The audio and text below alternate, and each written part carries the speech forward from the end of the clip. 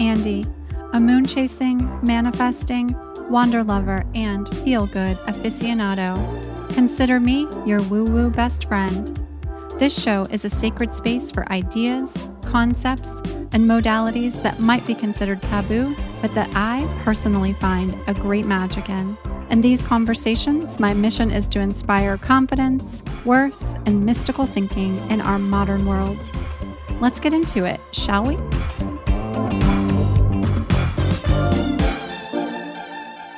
Hello, my friends. Welcome back. Welcome back. We are approaching the fall. I can't even believe it. Can you? It's already time for fall. Are you a summer person? Are you a fall person? Do you love spring, winter? I'm very much a summer person, which living in Los Angeles means I'll get to enjoy my favorite season of the year all year long.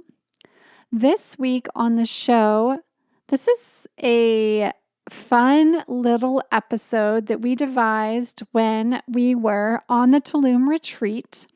We'll tell you all about how this episode came to be.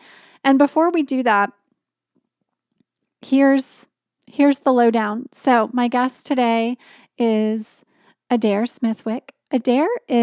She's my assistant, and she's also a content writer for my company, for WeWe, which means she's writing all sorts of things from social media content to email communications to sales pages for courses to blog posts, etc.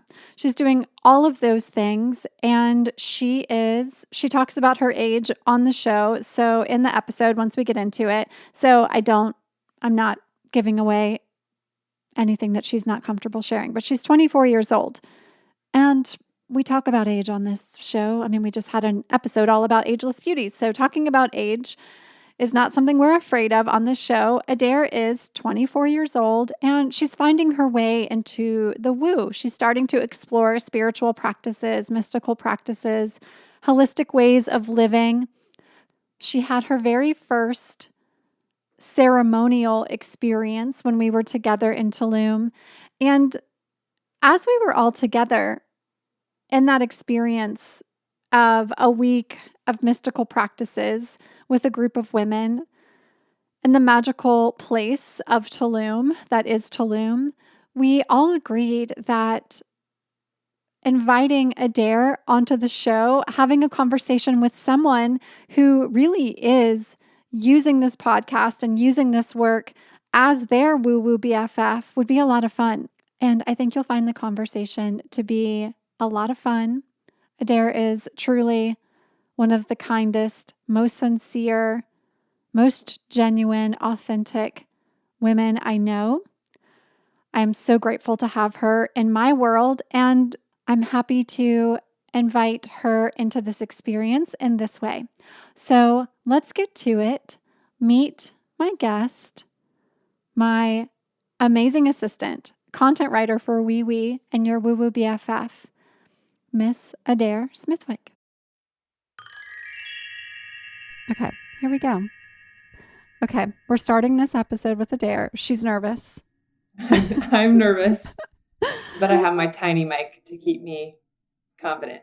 Yeah, so you guys can't see her, or maybe you will be able to, depending on if we share this as a video episode. But Adaire is ready. She's here. She's ready. She has a mini plug-in mic that she's going to be using. So she looks kind of like a TV reporter if all of their equipment was mini. Right. Yeah. It really is like, I don't know if anyone's seen like the tiny kitchen on Instagram or Facebook, but it's like cooking with the tiny spatula. It's like recording with the tiniest mic. $11.99 on Amazon. I honestly should get an affiliate code. I've shared this with everybody. Yeah. Okay. I have a pink one too, but I opted for perfect. Mm-hmm. You opted for silver for this episode. You were keeping it you're keeping it fairly neutral. Fairly neutral. Okay. So this episode came about. We're gonna do the usual things. We're gonna talk about your astrology in just a second, but I want to. Well, let's do that first, and then we'll talk about how this episode came to be. Okay. So let's do astrology. Let's talk astrology. So Adaire, tell us your sun, moon, and rising signs. Okay. My sun sign is Cancer. My moon sign is Virgo, and my rising sign is Scorpio. In full transparency, I had no earthly idea what that was, like what that even meant. I think I started diving into it more. I knew I was a Cancer for a while, but I wasn't sure about what like my moon and rising sign was. And I recently did a reading with Chelsea, and she kind of helped me dive into all of that. So I definitely feel like, and from what it sounds like and what people have told me, a lot of water energy, a lot of emotion, a lot of depth, a lot of feeling, which is good. Yeah, Jesse May also asked me what my star sign was, and I was like, oh, whoa, hold on, we're basic. We're here. we're sun, moon, rising, and that's about it. And this is why this show is called your Woo Woo BFF, because if you only know your sun sign, we're at least going to get you to your moon sign and your rising sign. We're at least going to get you there. Right. And I'm thankful that I know it, because it gives me a lot. It actually, in all seriousness, gives me a lot more insight into my life and how I operate. But at first I was like, oh my gosh. And Chelsea like showed me my entire chart. It's like the North Node and the South Node and Saturn. And I'm like, do I need to be afraid of Saturn? Do we need to what kind of like doomsday prep do I need to be doing? So yeah, definitely like still very novice. But yeah, those are the big three. Okay, so do you know what your North Node is? Now I feel like I just want to read your chart. Now I'm like, let's just go pull your chart. I know. Okay. Oh my gosh. I think I need to see a picture of my chart. Actually, I have it on my phone. I'll pull it up really quick. Okay. And while you're pulling it up, okay, so Cancer sun, Virgo rising, Virgo moon, and Scorpio rising. Got it. So you've got that. I mean, I actually would have, if I were to have guessed, I would have guessed your rising was Virgo. But now, yeah, okay. So because you've got that like natural kindness, that's like a frequency that you're very much like living. But that could surely be because of that being your moon sign as well. But you're also like really organized, and you can like hold things in your mind and like keep things structured in a way that is, it's not the Capricorn way where it's like it all has to be on paper and like in a spreadsheet. It's the Virgo way, which is like it's all like living under the surface, but you're holding it in your mind. It's yeah. Right. No, and I feel like I've kind of come into that a lot more recently. Just learning a little bit. Like I never considered myself like an organized person or like someone who like keeps things together. But I definitely think, and especially after the retreat, you were like, yeah, like, I mean, we talked about like the schedule and everything. I'm like, everything is going according to schedule. And if it doesn't, someone needs to let me know. Okay. I found my North Node is in Virgo. So my South Node's in Pisces. Okay. Which would also explain why you feel like you're like moving towards that Virgo energy. And that watery, emotional Pisces would be what you're naturally comfortable in, for sure. Yep, I think so. I think like with Cancer and Scorpio, it's like a lot. I definitely gravitate to more of like the water energy. And your Pisces South Node would further amplify that.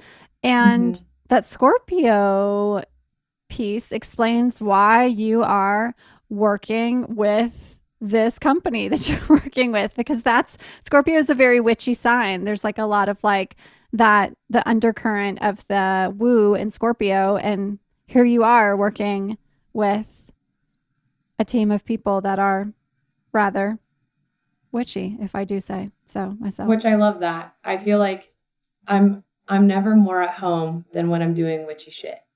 I feel great. Can we curse? Yes, we can. Okay, yes, good. we can. Okay. When we upload the podcast to Adaire, we can mark that it's an explicit episode, which now it officially is an explicit episode. So everybody, don't listen to this with kids. Hang on. Turn the dial down if the kids are in the car. Okay. Okay. So, all right, let's talk about how this episode came to be. So, let's talk about who you are. I'm going to be talking about you all the time anyways, because you've got so much stuff going on with us. But for those that are new to who Adaire is, Adaire, tell us what you do around here.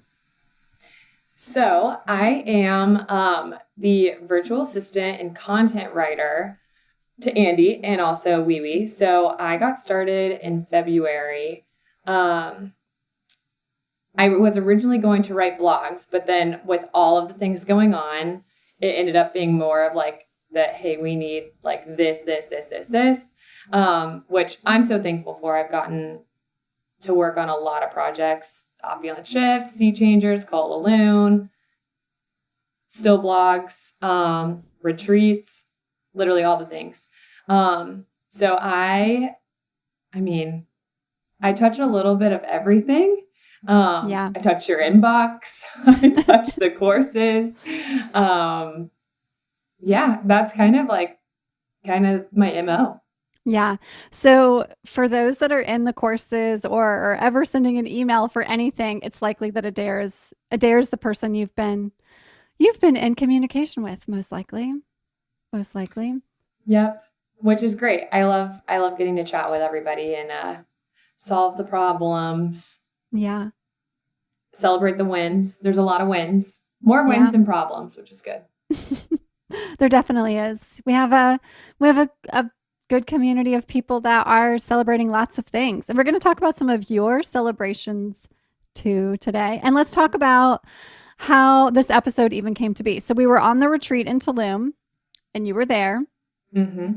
And you were like running things, but also participating fully and doing all of the experiences. Yep.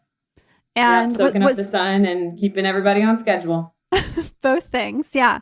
Taking leaps out into the cenotes, cliff jumping at the cenotes, and making sure that the photos got taken and everybody got on the bus and everybody had what they needed. Okay, so was that your first experience?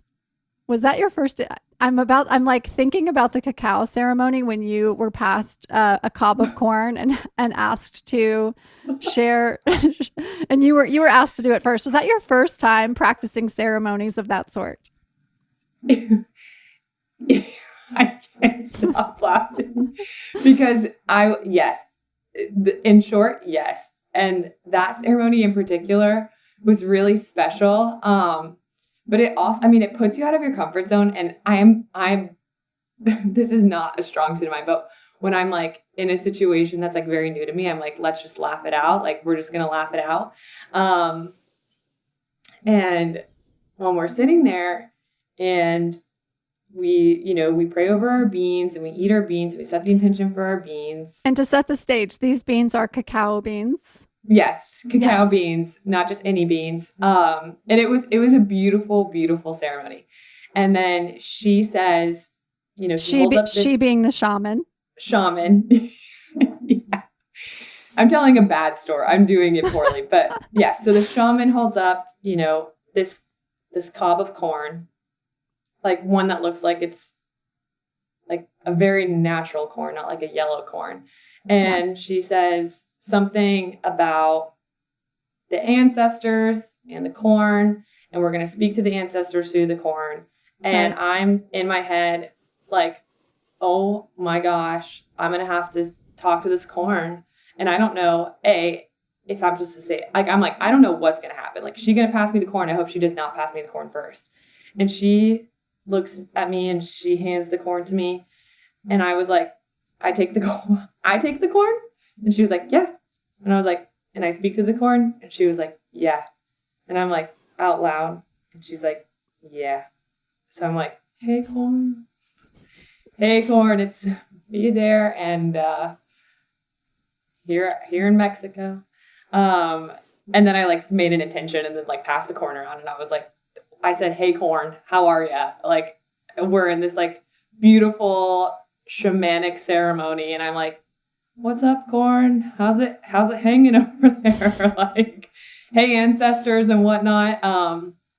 And looking back on it, it was really funny. But also I'm like, yeah, like that's like the kind of thing though that I feel like explains like what it's like getting into these things, because I'm so drawn to it, but also like it puts me so out of my comfort zone, or like so out of my element. Like I'm like, I don't know, and I don't want to like screw it up. Like I'm like, oh my gosh, like what if we're in the ceremony and I like curse the corn or something crazy like that? Like not that that would happen. We're not cursing anybody. But I'm like, I don't want to mess this up. I don't know what's going on. I also didn't want to like embarrass myself.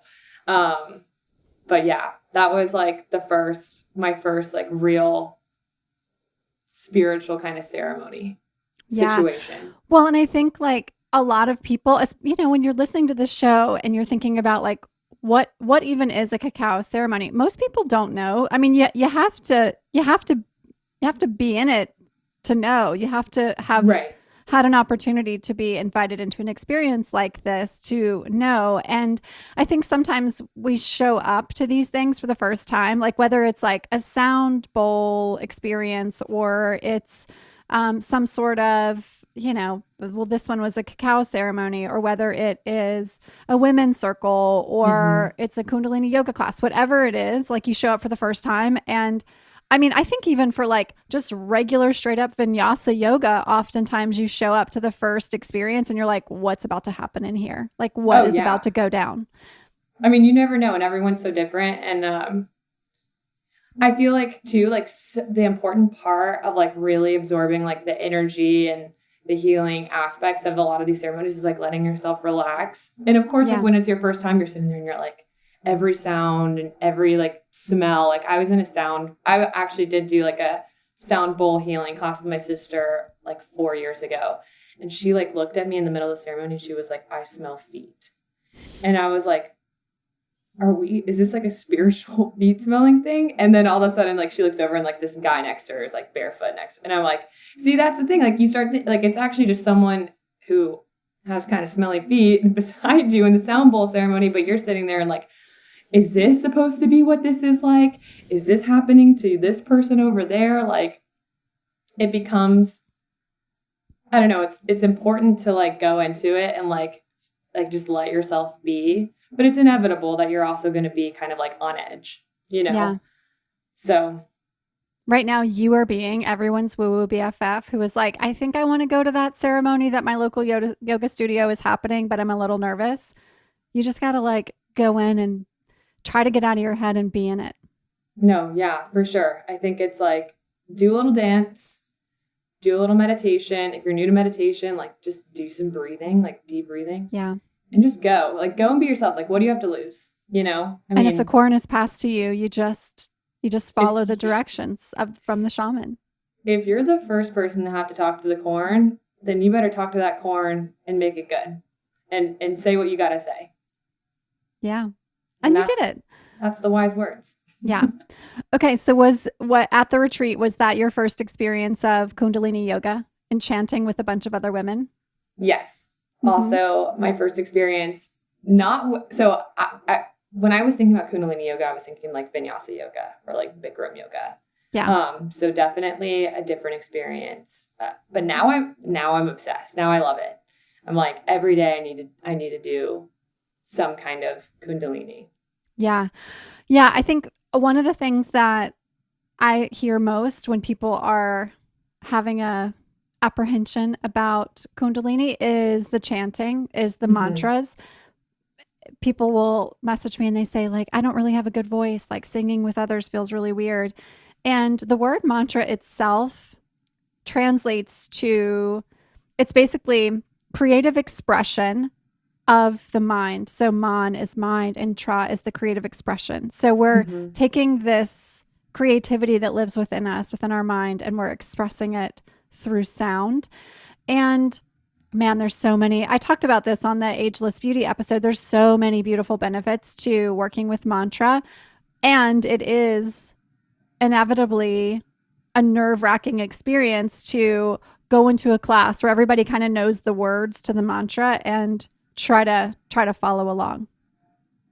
Yes. I think on like day 2, when we all came together in the morning, like right after we had checked in on day 1.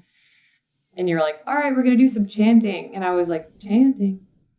What kind of chanting? And I think it's just overcoming, like when you're like, for example, in Soba Kriya, like HUD, HUD, HUD, like that is not the most beautiful HUD there's ever been. But also I think the one thing that I really love about chanting now, and it took me a second, like, but you just got to do it. Like, you just got to like, get over your fear and do it. And also it helps like in a group when everybody else is doing it. Although like at first you're like, I don't want to be the loudest person. Like, I don't want to be the HUD, HUD in the middle of like the HUD, HUD. And people are like, what the heck? But it also helps with your breathing, which I'm not the best at right now, is like actually keeping the cadence of breath that I should in some of my practices or in my meditations. Like, I feel like I'm pretty like all the time, like very buzzy. So it takes a second for me to like really sit back. But when you're saying those mantras, like in Soba Kriya, when you get to the like blowing or the whistling or like the breath of fire, it helps to get your body to the place it needs to be for the full benefit of whatever that meditation or practice is. So there's benefits to it. It's not just like you're chanting to chant. Yeah. Well, and I mean, if you're finding that when you're breathing in a meditation practice or a yoga class and that doesn't feel like it's super connected and deep, imagine just what goes on all day long when you have no intention or no awareness of your breath. We human beings, we breathe so shallowly. So when we're doing a mantra like HUD, which is a mantra we use in Soba Kriya, which is, we'll talk about Soba Kriya more in a second, what that is. But when we're using a mantra like that, we're like pulling this breath out of our bellies. Yeah. And it's probably for most of us the only time of day where we've actually done that, where we've like breathed into our belly and like really allowed the diaphragm to expand.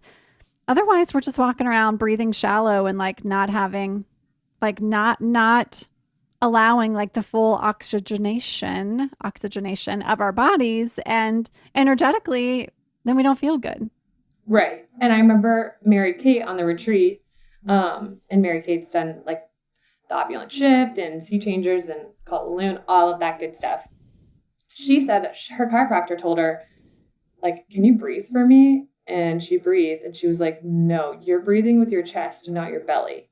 And you need to breathe with your belly. And so I think a lot of us, and we talked about it as like women, you're taught, you know, to like breathe with your chest and don't let your belly poke out. And, you know, you don't want to have rolls, this, that, and the other thing. You don't want to let your body be your body. And proper breath is letting your body be your body, letting your belly go out and in naturally. So I've been more aware of that. And she was like, oh yeah, like since then, like I feel like I can breathe deeper. My dark circles are gone under my eyes thanks to the oxygenation, which I don't know if it's a word, but we're making it a word. It's a word. It's a word.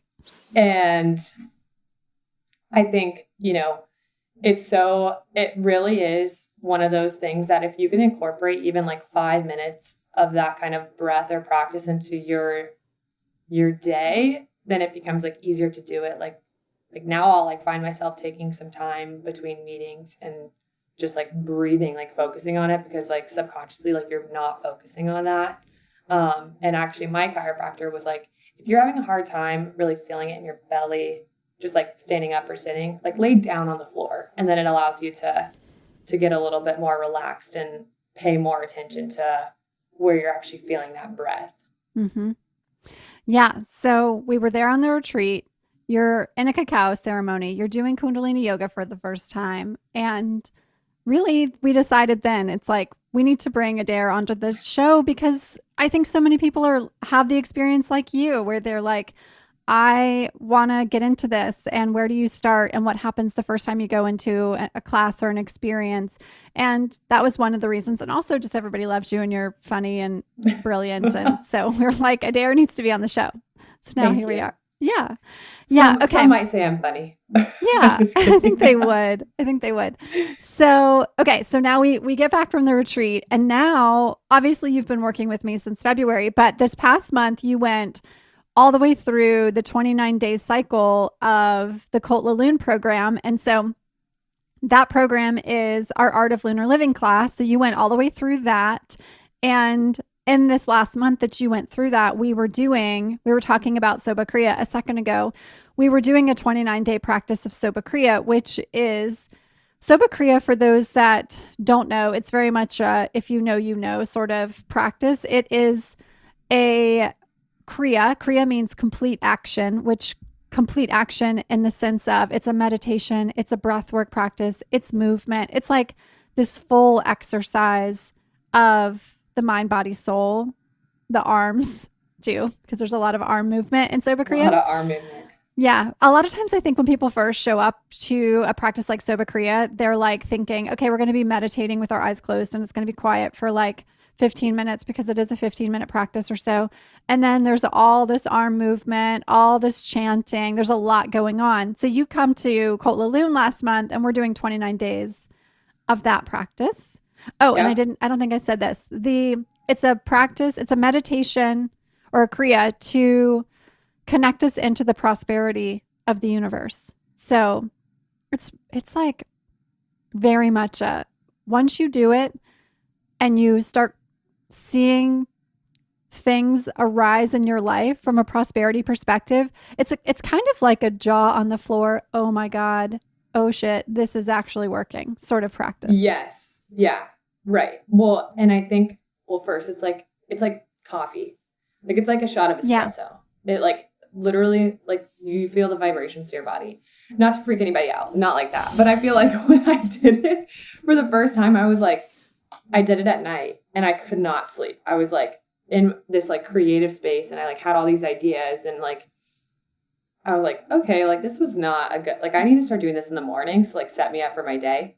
And also I feel like, and I know people and Cult Lune and some of the courses have shared their experience with Soba Kriya and like some of the things that they've called in, and it's insane. Like it really is crazy to think like you just start doing this practice, which I don't think anyone like really stumbles upon Soba Kriya. You might, but it's like once you learn to do it and you really start tapping into it and feeling it. And my first time doing it was on the retreat, but I was like, wait a second, I feel so good. And yesterday, I'm in all the Cult Lune messages. I'm doing it again this month, but I saw, we're doing 40 days live right now. Andy's leading it on the Cult Lune Instagram page live. And everyone took to the accountability group and was like, did anyone feel different after doing that? And everybody was like, yeah, like my heart fell open. And like, I feel like I have so much energy. And like, today's like been the best day ever. Like everybody was reporting back. I mean, I think it was literally like day 2. And people were just like, it feels different for me. And, after coming out of our 29-day practice, going into this 40-day practice, I think everybody's really starting to see the benefits of it. But it's been really cool to see. It was really cool for me to see what kind of came about in my life because of it too. Yeah. So give us the rundown. What came about in your life because of it? Well, I get a lot of compliments on my shoulders now because I'm just kidding. No one's complimented me, but, I look at myself in the mirror and I say, wow, those are some good shoulders. Thanks to all the movement. Since doing Soba Kriya, so my intention, I should start with in Cult Lune was I need to get back into an everyday practice with more ritual. And I needed to feel more grounded. And I also was feeling like I wasn't really practicing self-love as much as I should be, or as much as I wanted to. I don't like the word should. So as much as I wanted to. And I've been at a weird crossroads of like what I want to do with my career. So really on this like path of self-discovery, and I'm like, let's see if this works. So first of all, I have to say myself, like just the way I talk to myself has improved significantly. I think thanks to Sobokriya and just the 15 minutes to actually do the mind, body, soul connection practice, but then also the journaling prompts. Like I live and die by journaling. I think that's like, it's pretty much like free therapy. And the prompts that you give us in Cult Laloon really make you think just beyond, I think like I first started journaling and I just like would put a pen to paper and be like, dear diary, like that kind of journaling. It's a really good place to start.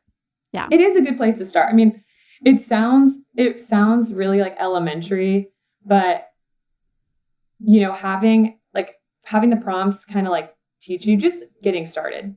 But the prompts really prompt you to like think about like where in your life do you want to improve? Like where are you not like fulfilling like your highest self, or where do you feel out of alignment? And that kind of led me to think a little bit more about like where, like, what are like my friendships like right now?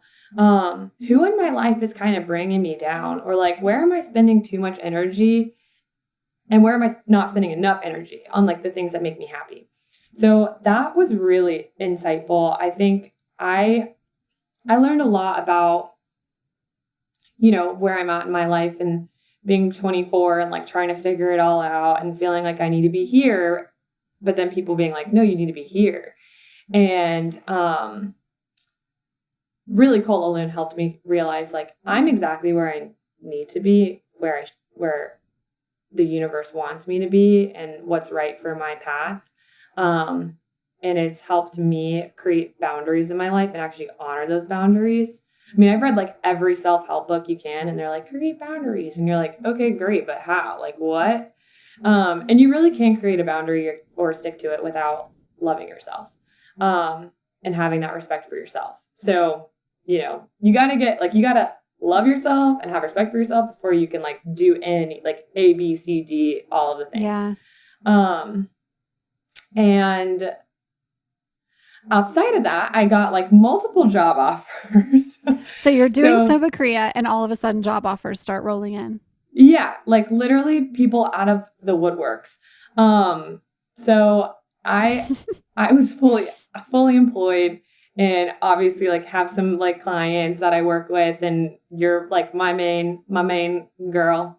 And I really have it on my heart to own my own business and do consulting. I think we're Cult Laloon Commune 13 will help me figure that out. But I started getting emails.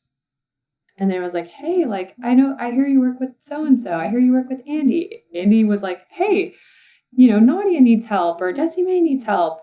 Not to name drop, but it was like literally like, it kind of was like overwhelming. I was like, oh my gosh, was I really prepared for all of this? And then like one of my friends who owns a podcasting agency, she was like, hey, like I'm shifting to all podcasts, and now all of my people need like social media help. And it's really been so rewarding because it's exactly what I wanted, but it's also made me like stop and think like, okay, like, wait, now it's like a test of like figuring out like who aligns with you and like what aligns with you. Like the universe is like, here you go on a golden platter, like your pick, but also like now's like your time to learn the lesson. Like, are you going to pick people that align with who you are, where you're going, what your personal mission is, or are you just going to be a yes woman? Which I think too, just personal anecdote. I think one of my struggles, something that I really try to be aware of, is I say yes to a lot of things. I always want to be the person that like is helping or like has a hand in something.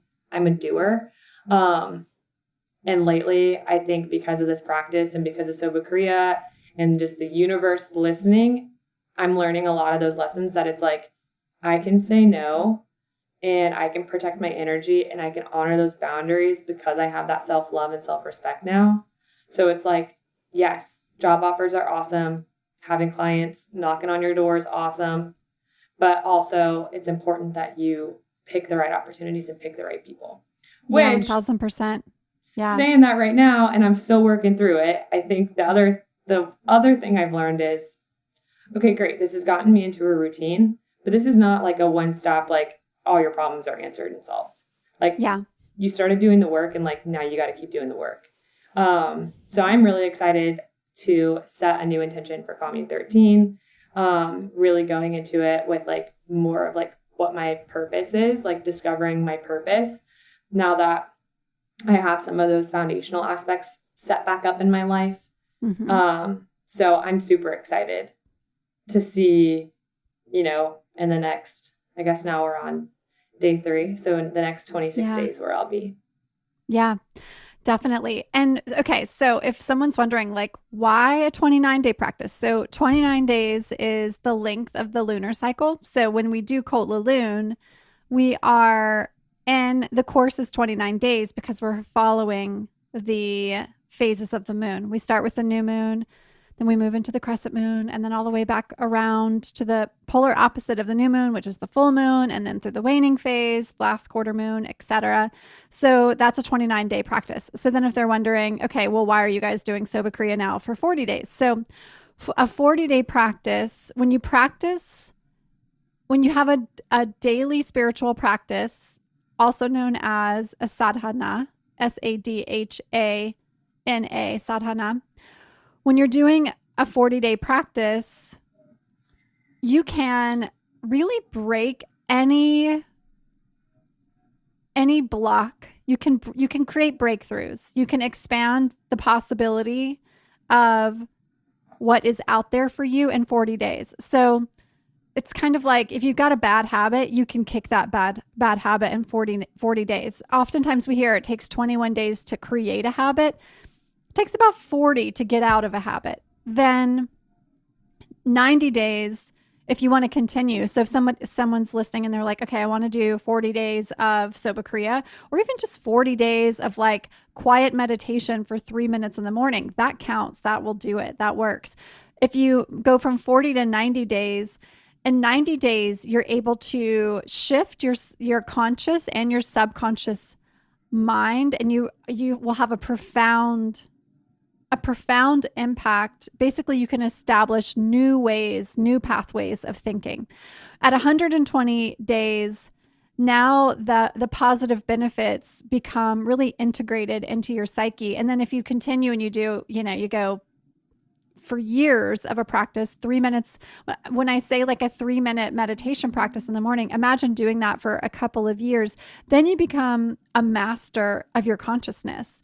You become a master of awareness. And there's a couple women that I know from my Kundalini practice with some of the classes that I go to that have been doing things like Sobakriya for like 1,000 days. And it's like the prosperity is obviously flowing, but then that thing you're talking about around the boundaries and really having incredibly clear intentions of what you want to create in your life, that stuff is just like everything is so, your energy is so shined up and you're so dialed in to your inner voice and your ability to really listen, and your intuitive channels are so open that life flows in a very different way. Life just flows in a different way. Yeah, I totally agree. And I think like one of my philosophies in life has always been like, do bad things happen to you, or do you just have a bad outlook on things?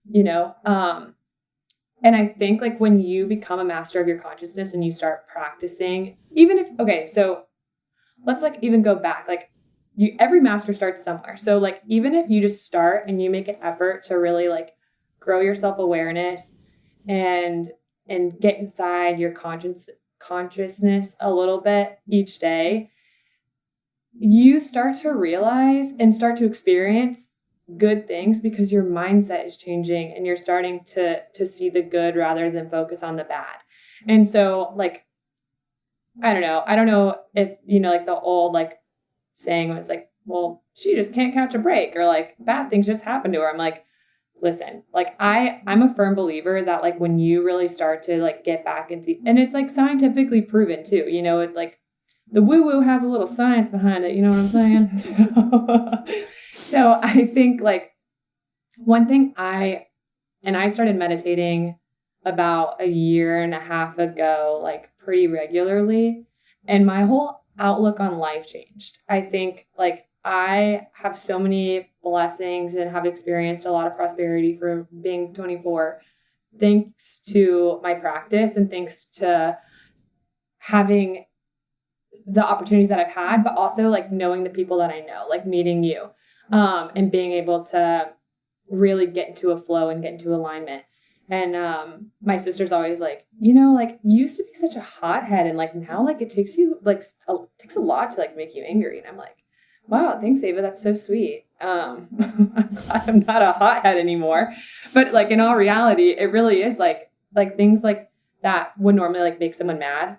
Like I'm like, whatever. Like it's not a reflection of me. It's a reflection of them. And it just opens your mind so much more. You become more self-aware. You solve your own problems. You realize there's like a lot of what's out there is like, it's for you. Like everything that comes to you is for you. And I think that like, I don't know. I'm kind of rambling on there, but I feel like it's just, that's like the testament of like the practice of the daily practice, like whether it's 3 minutes or 15 minutes or an hour. Once you even just start digging a little bit into your consciousness, like your whole outlook changes. Yeah.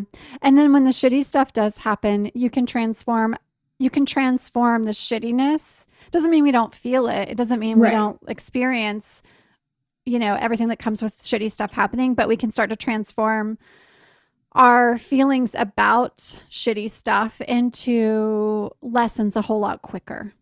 Right. Yeah. You're not sitting there and taking the punches, but then like, I think it's like being able to retaliate a little bit better. Like, and I mean, life happens. Like, it's not like you become spiritual and then all of a sudden it's like, God favors you now. You know what I'm saying? It's like shitty things still happen, but it's a matter of being able to say like, I'm going to process my emotions healthily. And I'm going to like realize like, I'm not going to turn to my vices because I know that that's not healthy or that's not going to work. And it really is true. And a lot of the books I've read, you know, it's like you start this and like everything kind of falls into alignment, but it's true. Like your relationships get better. Your relationship with yourself gets better. Your habits get better. Like you start like becoming more aware of like loving your body and like taking care of your body. And like, you know, like for me, I used to like something bad happened and I'd be like, I'm going to go drink. And now I'm like, we're not going to like go drink because we feel like we had a bad day. Yeah. Well, and that's so normal. It's like, all right, 5 o'clock, work day was shit. I'm going to go have like a bottle of wine now. You know, people don't really say I'm going to have a bottle of wine, but they at least are like, I'm going to go like pop open the wine and like have a glass or two. And then oftentimes that leads to like, okay, I'm having a bottle of wine. Now I'm just like fully Netflixed on the couch. I haven't processed anything of what I experienced today. My body does not feel good. And I'm going to do it all again tomorrow. Yeah. And then you carry it with you day after day after day until all of a sudden you're like, my life really is not feeling good right now. Like I'm personally not feeling good right now. And I think a lot of the times it's like I listened to like a podcast the other day and it was like all of a sudden like the lights start flashing and it's like, hello. Yeah. Like it's time for you to like get in line with what's going on here, you know, like start paying attention to yourself. Yeah.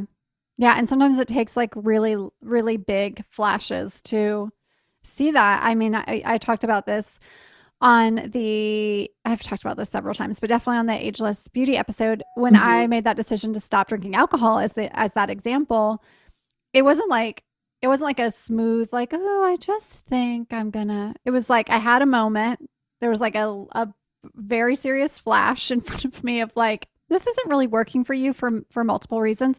I reflected back to that JLo interview I had heard in which she was like, my number one tip for anti-aging is not drinking alcohol. And I remembered my thinking was, well, that won't be possible for me. And then I had this moment of like, wait, am I really like that?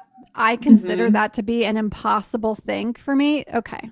And now I've had this experience of like, you know, I had a day where it was like, went to a birthday party, had too much champagne, felt bad, couldn't meet up with a friend for dinner like I was supposed to. I was like, this is not helpful for me. Like, what the fuck am I doing here? This is not helpful for me.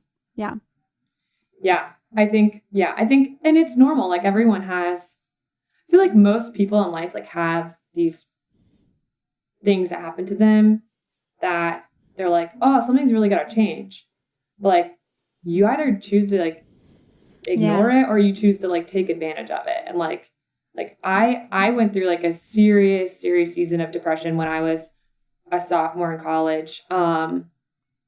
Like from basically like realizing I had been in an abusive relationship in high school and then having like these like drinking issues at like the ripe age of like 18 or 19, you know what I'm saying? And like finally it took me saying like, I need to get some freaking help. And like, that's kind of what like kicked off my honestly like obsession, which is, it's a good obsession with like self-help and like therapy. And then that is like what actually led me into like, oh, I'm going to start dabbling in like, you know, tarot and meditation and look at like these different like alternative like modalities like for healing. And I think, you know, one thing led to another, and the universe said like, hey, like your path isn't going to be easy, but like it's going to get you here. And like, so I'm still very, very beginner, but it's like I can feel myself gravitating to these things. Like I did that like my first ever astrological reading with Chelsea, which opened my mind so much, helped me learn so much about myself and like see like where like in a past life I might have struggled, like where I struggle in this life. And so now my next endeavor is, and I don't even know if I say it correctly, Reiki. Yeah. Reiki healing. Yeah. So that's next on my bucket list. But I'm like, I'm just going to do all the freaking things because I feel like my soul craves it. Yeah. You know, most people on some sort of spiritual path got on it because they had to go through some darkness to have the awareness that there was something on the other side of that darkness, for sure. Right. Yeah, absolutely. Yeah. So my goal is to be a beginner. I want to master my consciousness, but I want to be a beginner and like learn all the things and do all the things that I can do just to like see like what's out there that's for me and what's not for me. Like what can I incorporate into a daily practice and like what, I mean, cause it's not for everyone. Like there's certain like Kundalini like might not be for everybody. I know like some people prefer like a slow flow or like to just journal. Like I think, you know, you really can't go wrong with spending any kind of solidarity like with yourself, but there's just certain things out there like that people are going to rave about. Like, I don't know, like the 5 a.m. club. Like some people just like are like, I'm not getting up at 5 a.m. Like, I don't really care. Like, I'm sure I'll still be a millionaire one day. Thank you.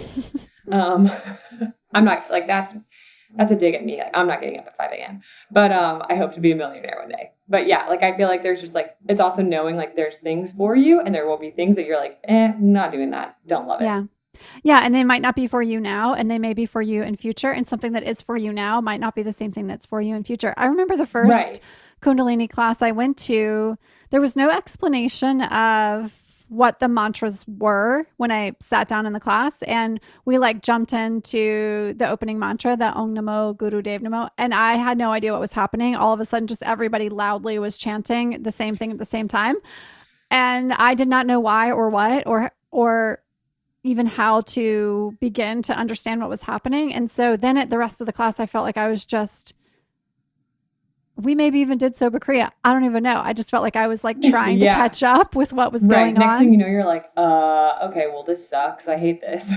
I definitely walked away like, I'm not sure of what I was supposed to get. And I was so in my head the whole time because I didn't understand what was happening. Right. The second time I went to a class, I still was interested. I was like, I really want to get this. Then I was like, oh, this is like, okay, this is about breath work. So now I need to like just lean into like what's happening with the breath. So then I started connecting a little bit more because I was at least getting what was going on in the breath work. Third class I went to was a 30-day practice that I had signed up for. And that teacher opened the class with the Om Namo Guru Dev Namo, again, without telling us what we were doing, and did it really fast. So I didn't even know it was the same chant. I You're still like, oh was my not God, aware. how many chants are there? Right.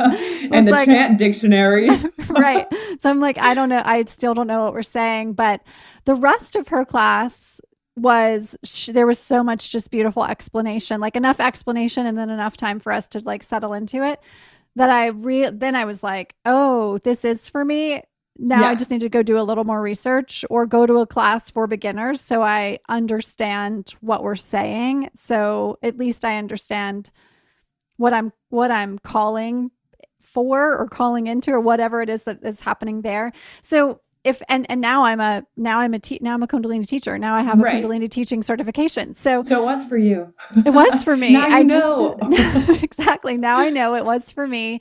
And it took me finding the right practice, the right practitioners, the right teachers, and trusting that even though I wasn't quite comfortable yet, that my truth was that I could feel that this was for me. I just needed to find my way into it. So I think that happens often. And then sometimes things are for us. And then later on, we're like, okay, I'm good. I'm ready to move on to something else. Yeah, which is how life should be. Like, you evolve as a human. So like, obviously, like your daily practices are going to evolve, which is also what I love so much about like some of the courses that you offer, and like why Cult Laloon felt attainable to me, because I was kind of overwhelmed. I was like, oh, I don't know if I can get back into this whole practice. I did so in quarantine. I mean, granted, we all probably were doing really great in quarantine because we had nothing else to do, but sit in our homes and like spend time with ourselves. But I was like, every day, like I had like a 2-hour long like situation practice morning routine, and then I like got out of that as soon as the world started opening back up and I moved cities and all of that. And I was like, oh my God, like, I don't know if I have time for this. And I feel like the most important thing when like starting a practice is that you can like fit it into like a short period of time until you like feel comfortable to like work your way up.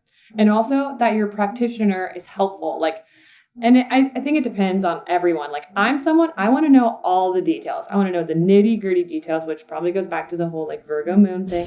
But that's like why when we were at the retreat and you were like my first introduction into Kundalini, but you were telling us like the mantras, and I'm like sitting there and I'm like taking, like I even just wrote like the Sadha Nam daily practice, what that means.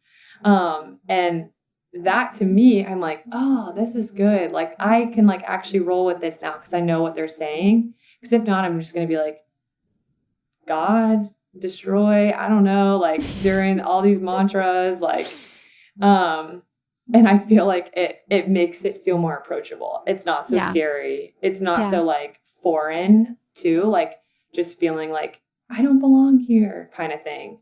Or like, is this for me?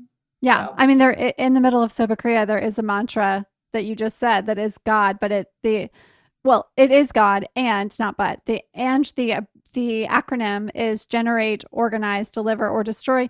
Or you can just be chanting to source, whatever God is for you. So however you like to interpret how that works. I like the generate, organize, deliver, destroy. It's very much a creative process sort of mantra for me. And sometimes I'm like, I'm just calling for source to guide me. Sometimes I like go that direction. But if you sat down in a class and all of a sudden everyone's chanting God, it could be like, what the hell is happening here? Yeah. You could be like me and be like, I just learned my moon sign last week. I don't know about all this. Like I learned my moon sign last week and now we're chanting God and I don't know if this is for me. Yeah. But your shoulders would look damn good. That's for sure. This is true. This is true. It's a really good, it's a Sobakriya is a good practice on Arms Day. Yeah. Yeah, it is. Every day is Arms Day for the next 40 days for me. Yeah. Yeah. Okay. So let's do our final 5 questions and we'll call this episode a wrap.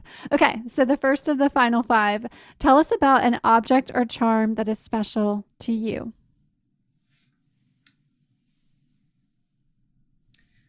I would say my first crystal, it's black tourmaline. I carry it with me. Such a good one. Everywhere. Yeah. My sister got it for me on like my 22nd birthday, and I've had it ever since. And then that like started my whole crystal collection. So beautiful. mm-hmm. Yeah, black tourmaline is such a good stone. It's a really good first stone too.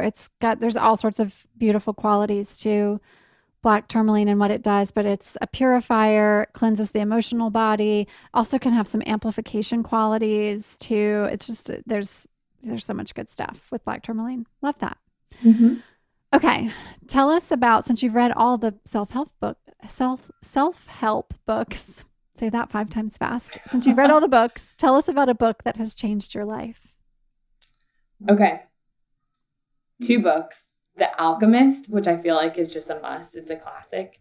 The Alchemist will like literally light a fire under your ass. Like It's so poetic. The writing is beautiful. It's a quick read and the story is amazing. But like it really, like, if you're at a place where you're confused or you're feeling like you don't really have purpose, it renews your sense of purpose. Like, you might not know what the purpose is.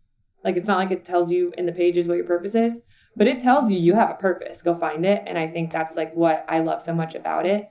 And then Daring Greatly by Brene Brown is just so, she's great. But that book also like really just gave me permission to step into who I am a little bit more and like to like be myself fully, which I'm so appreciative of. Yeah, she's so good for that. Such a good book. Okay, tell me about an experience or moment that changed your life in a profound way. This is a tough one. I would say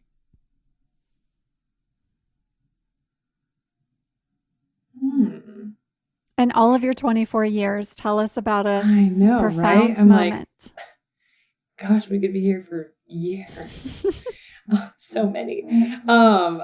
Okay, this is like when I was a freshman, this is kind of like deep moment, but when I was a freshman, I took a women's health class, or like a women's studies class, and they talked about like just like sexual abuse and like different kinds of abuse. That's like when I kind of had like my oh shit moment of like what had happened to me in my abusive relationship in high school. And it was also like what prompted, it was like the catalyst for me getting the support I needed and also like using my voice to help others. Which like, I mean, and that happened when I was 18. So it's gotten me to like the point I am today. And I don't think I would have ever been able to grow as much or as quickly as I have without that moment. And like, it wasn't like a beautiful moment by any means. Yeah. It was really messy, but it got me, I mean, literally that moment I attribute everything to, all my self-awareness, all of like my hunger to continue to grow and get better every day is because I know that there's like people out there who need that too. Yeah. Usually the profound moments are not necessarily beautiful moments. Those life-changing moments are exactly as you've described. They're those moments that you have this breakthrough awareness of something that has to shift or something that is shifting. Yep. Yeah. Yeah. Realizing your worth, I think, like self-love, the journey, all of that. Completely. Okay. What is something that you do for your health and wellness? I move my body. That is like, movement is going back. I'm a really buzzy, energetic person. My doctor literally told me like I have like some anxiety sometimes. He's like, yeah, like you need to do something. Like you need to tire yourself out. You're like a toddler. Like you need to like get it all out. So I am like, I cannot go to sleep at night unless I like have moved, like whether that's a long walk or like a ride on my Peloton or like some kind of tough workout. I need to be exhausted. Yeah. But I also feel like that exhaustion then puts me in a better headspace. And like, I don't have like any racing thoughts and I can like get into meditation. And then of course, like, are you a generator in human design? Manifesting generator. Yeah. You have that generator energy, which is, I'm like you have chaotic. You got to wear it out. You gotta like burn the motor out at the end of the day. Right. Exactly. If I like sit around and I'm like, then I'm like, what are we doing? Let's do something. It's like 1 a.m. Then I become an insomniac. Yeah. Okay, last question. Tell me about a moment that you knew magic was real. I went to, I call it psychic school. That was not the actual name of it, but my sister was like, will you come to psychic school with me? And I was like, yes. And so we went, and they, like, literally our first day, we're like sitting in the circle, and it's like all these people I've never met before. And they're like, okay, Adaire, go give a reading to this person. And I'm like, first of all, what? Like, I literally just got here. Like, I don't even, like, what kind of reading? Like, I don't know. And it, like, really, it was one of those things that, like, put me out of my comfort zone. And I was like, all right, I'm just going to do, like, even if, like, I fake it till I make it. And I was like, I stepped in and, like, just envisioned the person and, like, felt the energy. And I was like, I feel like there's a message coming for you. And it was like, I gave this message, and it, like, the person literally was like, what? Like, I, like, had just spoken to their life. And I was like, that, like, magic is real. Like, the universe is real. We receive information, not randomly. Like, it's all, Yeah. I think, of course, you have your ego, you have your mind, but when the universe has a message to give, the universe gives the message. Yeah. And that to me is magic. Yeah, so true. And so often we're just not listening for it. We're just like we go into these experiences with other folks that we think have these gifts, and we're like, what are my guides saying? What is the message for me? And we've never asked ourselves, what are my guides saying Right. to me? What is the universe what message is here for me? There's a term it's that I've learned in my Kundalini training. It's called Sunni, Sunnia, Sunni, and it's a profound, deep listening. And most of us don't practice that profound, deep listening. So once we start to do so, all of a sudden it's like, ding, ding, ding. Oh, here comes the messages. Got it. Right. Got it. Like, your gut feelings are real. Your dreams have Yeah. a purpose. The chills that you get on your body when someone says something to you, Yeah. like, it's, you really start to pay attention. And then also it helps you not doubt yourself as much, because, Totally. you know, people ignore the gut feelings, and then you're like, dang it, those gut feelings were there for a reason. Mm-hmm. Yeah. So Beautiful. Okay. All right. So with that, we are complete. Look, you did it. yay, I did it. I'm just sweating profusely. No big deal. You totally did it. And now we're going to have to schedule this like every other month or so that we can check back in and see what's happened next. Or maybe we need like a whole thing on IG Live or something in which it's like updates from Adaire's life. Like, we'll Adaire see. goes to get a Reiki Yeah. session. I don't even know. Adaire goes to Reiki. Adaire goes to a crystal shop. I mean, this is what the Woo Woo BFF is supposed to do. The Woo Woo BFF goes and does the things, then they can tell the BFF that it is not yet woo woo yet, how all the things went, so they can get into the woo woo. Yeah, exactly. Yeah. Talk to the corn.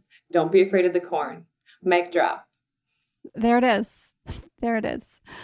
Oh my gosh. Thank you so much for joining me. So much fun. Thank you for having me. I'm so excited for all to come. Excited to see you in Cult Laloon. Excited to obviously have a call with you and work on all the things. But yeah, we have a lot of stuff going on. Lots of stuff coming up. So yes. Okay, awesome. All right. With that, we are complete, my friend. I will talk to you again really soon. Sounds good. Thanks, Andy.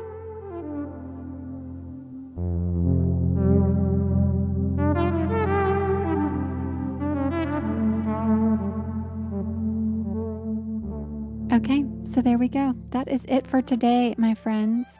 I hope you've enjoyed this episode, having very much a real woman finding her way into the spiritual realm, into the woo-woo, and just into life. I love Adaire's approach. We really have to give ourselves grace and permission to not take ourselves too seriously when we enter into these practices. These practices are incredibly beautiful. They come from ancient traditions, from lineages well beyond what many of us even know, from cultures who have created practices that have been passed down and passed down and passed down. And there's so much benefit and beauty in allowing ourselves to explore And as we do so, it's really important that we don't feel stupid or unworthy or that it's not for us. I was asked in the early days of, and I say early days, I mean, the show is like not even a year old, but I was asked in the first couple of weeks of putting this show out, launching the show, about using the words woo-woo and why I felt okay about using those words, because sometimes it can feel like the words woo-woo are implying that the practices aren't taken seriously. And for me, it's the exact opposite. I take these practices incredibly seriously. I take the practitioners incredibly seriously. And I think the thing that is really important to me is that we give ourselves the opportunity to not take ourselves so seriously that we freak ourselves out of being willing to explore and to try things and to have some humility in the whole process, so that we can then take our spiritual practices to a brand new level. Thank you for being here. If the show resonated with you, leave us a note over on Instagram at YWWBFF, or you can send me a note at weewegirl.com. Of course, leave us a review. We love seeing your reviews and sometimes share them here too. We have the next session of Cult Laloon. Signups are open if you want to be like Adaire and give it a try for 29 days. You can sign up at weewegirl.com/Cult Laloon. And what else? The Opulent Shift Adaire mentioned. We do still have a few spaces remaining in our October session. And you can find that over on weewegirl.com or seachangerscollective.com. I'll leave all of that in the show notes. With that, we are complete. Until next time, I will see you all again super soon. Much love.